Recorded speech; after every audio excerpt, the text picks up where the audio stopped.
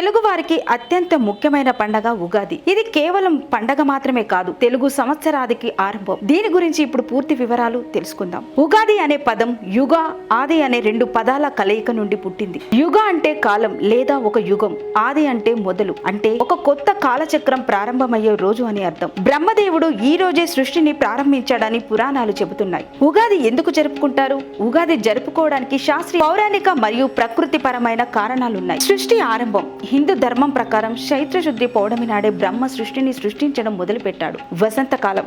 ఈ సమయంలో ప్రకృతి కొత్త కోయిల పాటలతో, చిగురించిన చెట్లతో ఎంత అందంగా ఉంటుంది. శీతాకాలం వెళ్లిపోయి భూమికి కొత్త కళ వస్తుంది. భౌగోళ ప్రాధాన్యత. సూర్యుడు భూమధ్య రేఖకు సరిగ్గా ఎదురుగా వచ్చి కొత్త భౌగోళ చక్రం ప్రారంభమయ్యే సమయం ఇది. ఉగాది ఎలా జరుపుకుంటారు మరి? ముఖ్యమైన ఆచారాలు.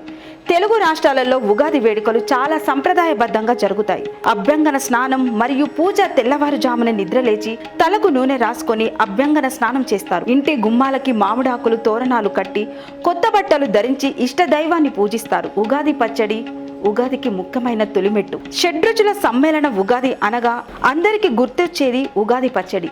ఇది జీవితంలోనే వివిధ భావోద్వేగాలకు సంకేతం. ఇందులో 6 రుచులు ఉంటాయి. తీపి అంటే బెల్లం, ఆనందం.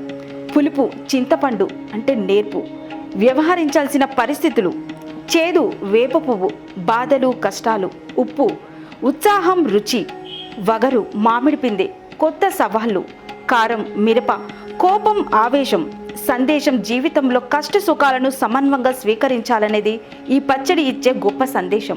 పంచాంగ శ్రావణం. సాయంత్రం దేవాలయాల్లోకి లేదా గ్రామ చౌరస్తాలో సిద్ధాంతి గారు పంచాయతీ శ్రావణం చేస్తారు. ఆ సంవత్సరంలో వర్షాలు ఎలా ఉంటాయి, ఆదాయ వ్యయాలు ఎలా ఉన్నాయి, ఎవరి రాశి ఫలాలు ఎలా ఉన్నాయో తెలుసుకోవడానికి ఇది ఒక ఆచారం. కవి సమ్మేళనాలు.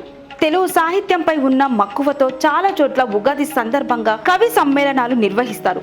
కొత్తగా రాసిన కవితలను వినిపిస్తూ తెలుగు భాష గొప్పతనాన్ని చాటుతారు. ఉగాది అంటే కేవలం పచ్చడి తాగడం మాత్రమే కాదు, పాత జ్ఞాపకాలను వదిలి కొత్త ఆశలతో, ఉత్సాహంతో ముందడుగు వేయటమే ఉగాది.